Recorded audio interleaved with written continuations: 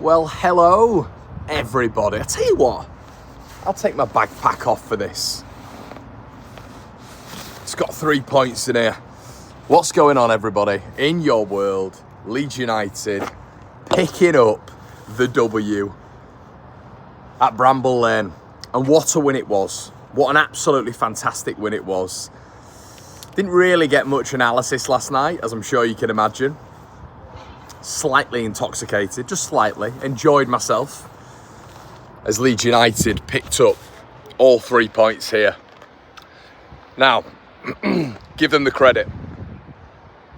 I thought they were brilliant for the first 30 minutes. I thought they were brilliant. I thought they were on top. They were the better team. They were more aggressive, and that's the way we said in the preview. They were going to beat us. They were going to be more aggressive. They were going to be up for it. But you've got to give Sheffield United credit. Not only were they up for it, but by God, they played some really good stuff. I thought Vinny Souza was excellent in the midfield. I thought Siddy Peck was energetic and gave them something a little bit different to what they had last time out, I thought, in comparison to our blaster, to be fair. On the back of everything else as well, I thought Leeds didn't create that much, if we've been honest with ourselves, in that first 30 minutes. But, and a massive but, we are always a massive, massive threat. And Wilder would have known this, Sheffield United fans would have known this from the Sunderland game. And just from about 30 minutes onwards, Leeds started to build a bit. And as soon as we started to build a little bit, you started to think, all right, okay, it's not one of those games for Leeds. It's not one of those games. We're growing into it. We're gradually getting our sequences. We're gradually building up a head of steam. We're getting the wingers more involved. I thought, to be fair, in the first 30 minutes, Solomon was brilliant. The first half, I should say. Solomon was brilliant. He was the outlet. You know, really, he was the outball. I thought he was excellent. Much improved. And Peru really struggled to get in the game. Brendan Aronson was completely anonymous, and you could see it from where I was sat. The reason he was anonymous was because Vinny Souza, who is one of the top players, banter aside, is one of the top players in this division, was just following him everywhere. And Aronson couldn't shake him off. And he's too good, Vinny Souza, from a defensive capacity. So that was something to keep an eye on. So really, the midfield was getting dominated. And I'm always really transparent on this channel and really honest. But I've always said that the battle's won and lost in midfield, and it was last night for that first sort of 30 minutes. Sheffield United controlled it, and they were beating us in the midfield. Now, moving on to the midfield a little bit more, because we're trying to break it down a little bit here. Excuse me, horse. Gruev, I don't want to focus on him too much, but it was the wrong decision. You know, everybody in and around me was saying it should have been Rothwell. Obviously, you heard the Ampadu news, which looks like it might be a season. Surgery, and then obviously the recovery, then the match fitness. They're hoping to hear a little bit more, aren't they, Leeds United? But when you hear that assess word and Leeds United, they don't go well together. Pascal Strout been the key example. Bamford been the key example. That word assess never runs well for Leeds, so that's going to be a massive blow, him being out. But sufficient depth. But moving on to Gruev a little bit, that's my worry with him. It's my major worry with him. He's come up against two much better midfields in the last two, and I even said last night, and if you could, you know, the camera doesn't, and this is where I miss out sometimes, not being at every single game and providing analysis from being at the game, because at the game it's completely different. You see where the players are taking up positions, and you're able to analyse it a little bit more, because obviously the Sky cameras follow the ball, don't they? They'll look at the manager, they'll follow the ball. But from the ground, you're able to see exactly what positions are taken up, who's offering for the ball. Gruev didn't fancy it again, lads and lasses, I'll be honest with you. And it wasn't just me saying it, unfortunately, last night. That midfield, he was shying away from it a little bit. We know him build up. He likes to occupy that left back position to facilitate Leeds building up, but he was doing it way too much. And he was hiding behind the midfield. I thought the Sheffield United midfield, he wasn't showing enough for the ball. And I thought you saw the difference once again when Joe Rothwell came on. So I thought Farke got that wrong at the beginning.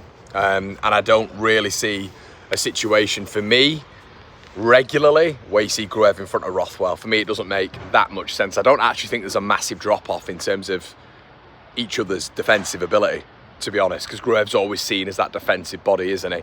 I know he likes to occupy the area, but it doesn't mean he's an all-round better defender. But Ampadu being out's big, obviously, but so I thought that was wrong, but we grew into it in that second half, as I've mentioned.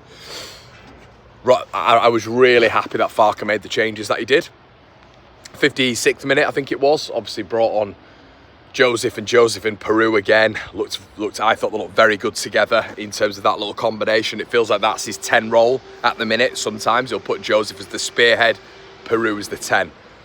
Don't mind it. I think they work together quite well. We've been encouraging on this channel, maybe a front two at points, and it kind of facilitates that a little bit, because what Joseph does is he drags the defender away, which means there's more space for Joel Peru. Worked an absolute charm, a treat, I should say. But the second half, we grew into it, and it was just abundantly obvious, very similarly to Sunderland, that they just couldn't hang with us, and they're just not as good as us. The depth is there for Leeds United. Even Ampadu being out, I'm not at panic stations at all with that. But even though we love Ethan and he's massive, but it feels like we've still got enough in reserve. But we just grew and grew and grew, and they couldn't handle it. I felt from sort of the 55th minute onwards, Leeds started taking control of the game, and it became maybe, you know, when, not if. So overall, I think towards the end of the game, now 3-1, was it flattering? Yeah, that's football, and sometimes it can happen. You know, was 2-1 the other night flattering? Maybe. You know, did we deserve the win? Questionable against Sunderland. But who cares? I don't care. I'm not coming on to these videos at this period in the season and saying, well, we didn't quite deserve that, or we did deserve this. You know, it's the result. It's a result-based game. And they just couldn't deal with us last night. That's 4 wins against Sheffield United in our last 4 games. It's 3 wins on the bounce here. And it's that promotion. Now, look, we're having a bit of fun last night, of course we were, but you guys know I'm always cautiously optimistic. 75 points, which I increased to 76 anyway, naturally, because of the goal difference, which is now 150, the most in Europe. It's going to be extremely difficult for Burnley and Sheffield United to overtake that. You've got to think about how many games these teams have got to lose and drop points in as well to get up to Leeds' standard. But Leeds, feet on the ground, we've still got, 12 games left. That felt big, didn't it? That felt absolutely massive. Sunderland and Sheffield United in a week, 2 back-to-back really tough games. And from a period where we had Watford, Coventry, Sheffield United and Sunderland, we've won all 4. Now this lot in the last 12 have lost 4, I believe. Could be wrong on that. But I think it is 4 losses in the last 12. If you just have a quick look at Leeds' record, it's absolutely fantastic. So, in the last 12 especially. So, massive win for us last night. We roll on to West Bromwich Albion. I'm absolutely buzzing with it, as you can tell. Maybe a little bit, emotionally, I'm just absolutely zapped from that last night. It was just an excellent performance from Leeds. All ends up. And,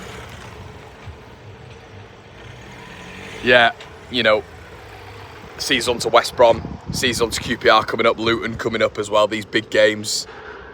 But I tell you what, everybody, you've got to be confident with what you've seen, in the last couple of games, in the last month, in the last 2 months. We're fit and firing. Leeds United, are we on course? Let me know what you think, everybody, in the comment section below. Are you happy? I want to know your thoughts on the game as well. It did feel, I have to say this as well, when the best player in the Championship, the quite unbelievable and staggering Gus Hamer, who Leeds were obviously in for, came on and killed them, absolutely killed them.